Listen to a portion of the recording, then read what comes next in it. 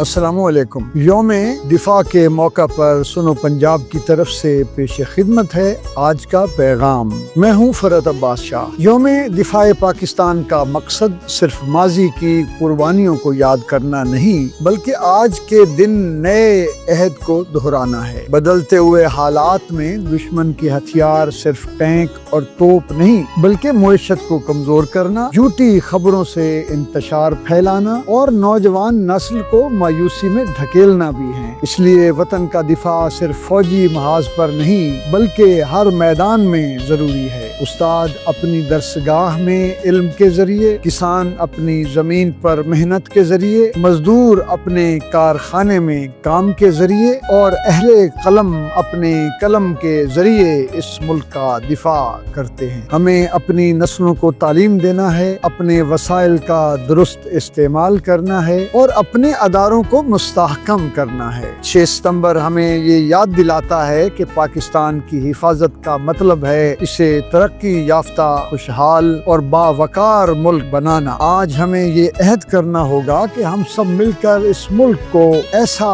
پاکستان بنائیں گے جو دنیا میں امن، ترقی اور استحکام کی پہچان ہو۔ یہی یوم دفاع کا اصل پیغام اور ہماری اجتماعی ذمہ داری ہے۔ دفاع وطن، بقائے وطن۔